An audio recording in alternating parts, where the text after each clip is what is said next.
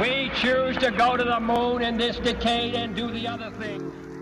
10, 9, ignition sequence starts. 6, 5, 4, 3, 2, 1, 0. All engine running. Liftoff. At the risk of offending the ranking member by talking about the past, I was informed by a gentleman in Australia a couple of months ago of a interesting film that had been created here in the United States that I did not know about. And with your permission, sir, I would show this short film to you. Permission is absolutely granted. Thank you, sir.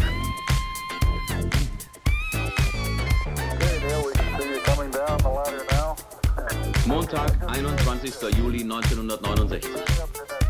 Das Bild ist nicht ganz scharf, aber zum ersten Mal werden jetzt neben Fernsehbildern auch Tonaufnahmen vom Mond zur Erde gesendet.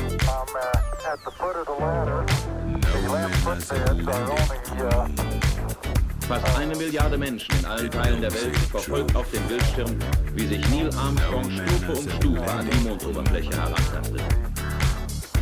It's the biggest 20th century hoax. No man has ever landed on the moon. Neils Worte, denen aus dem Innern des Helms ein schwaches Echo nachhallt, sind klar zu verstehen. Er sagt: Ich steige jetzt von der letzten Stufe. Für einen Menschen ist dies nur ein kleiner Schritt. Für die Menschheit aber ein... He was the first to step on the surface.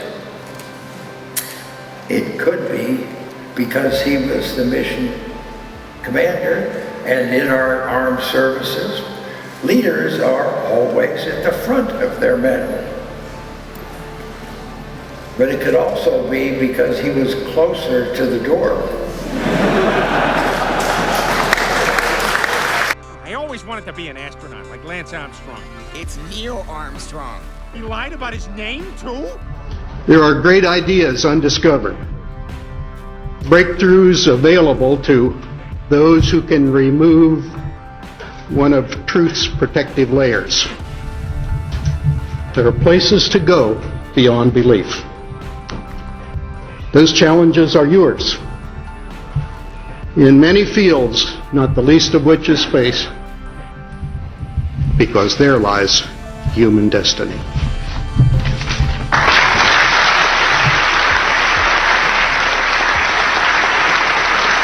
Idealistic faces, riveted on the first man on the moon, talking to them, and he looked at them and he said, there are wonders beyond belief. There are truths to be revealed if one can remove truth's protective layers. Now, where in the world does one get the idea the truth has to have protection to be found out? That is attained by putting the camera's lens to the window's glass, as it would have to be if they were the claimed distance away from the Earth. We only have one window that has a view of the Earth, and it's filled up with the TV camera. If the window was completely filled up with a TV camera, as he stated, then an astronaut's arm would not be able to get between the camera and the window, as it obviously does here in this outtake. South America becomes invisible just off beyond the Terminator or inside the shadow. You can also notice how the astronaut operating the camera reacted to the mistake by attempting to pan away from it. The white bands of major cloud formations across the Earth. This is a segment that they believed wasn't even being recorded, much less suitable for broadcast, for the lens was being zoomed out and the scene was being changed to that of an interior of the astronauts at work, and apparently the stop button popped back up on the recorder without notice. Here is the diffused work light that they used to see camera controls, but not throw light onto the spacecraft's wall. Here they remove part of the crescent insert.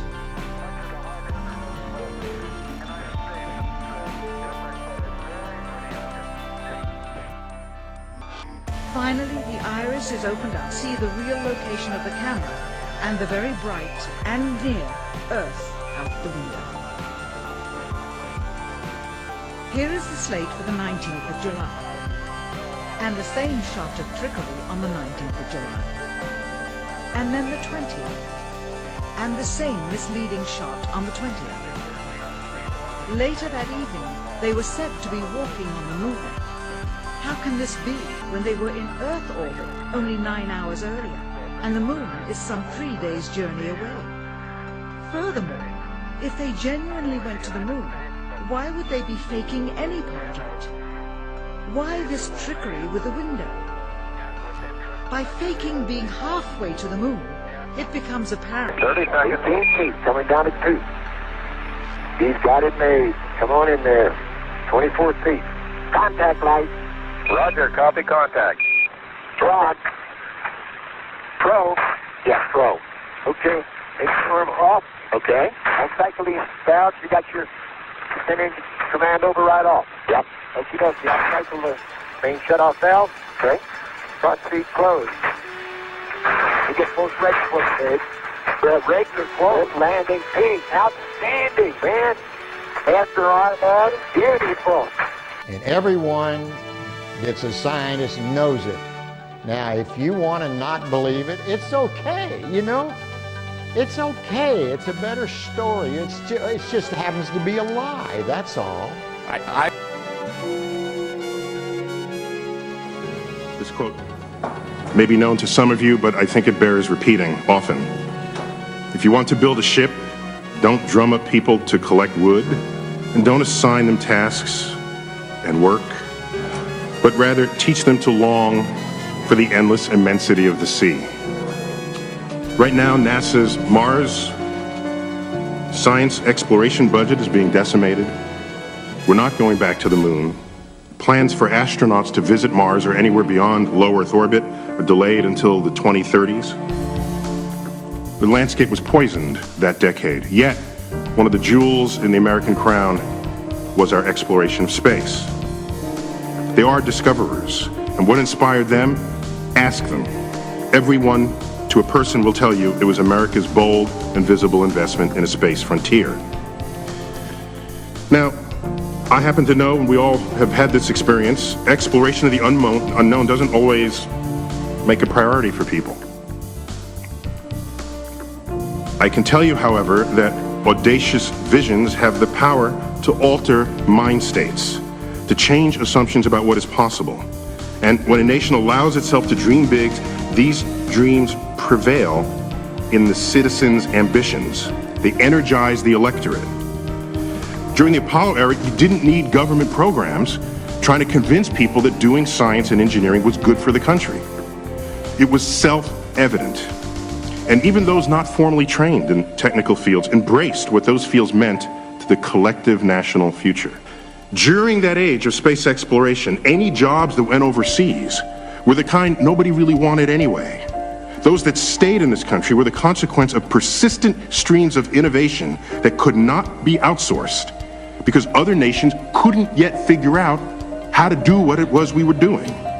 In fact, most of the world's nations stood awestruck by our accomplishments. Fully funded missions to Mars and anywhere beyond low Earth orbit, commanded by astronauts who today would be in middle school, would reboot America's capacity to innovate as no other force in society can. Because as the 70s drew to a close, we stopped advancing a space frontier. The Tomorrow articles faded. We spent the next several decades coasting on the innovations conceived by earlier dreamers. They knew that seemingly impossible things were possible. We're going broke, we're mired in debt, we don't have as many scientists as we want or need, and jobs are going overseas. I assert that these are not isolated problems, that they're the collective consequence of the absence of ambition that consumes you when you stop having dreams. Epic space adventures plant seeds of economic growth, because doing what's never been done before is intellectually seductive, whether or not we deem it practical. And when you conduct those exercises, innovation follows just as day follows night. And when you innovate, you lead the world, you keep your jobs, and concerns over tariffs and trade regulations evaporate. The call for this adventure would echo loudly across society and down the educational pipeline. At what cost? The spending portfolio of the United States currently allocates 50 times as much money to social programs and education than it does NASA.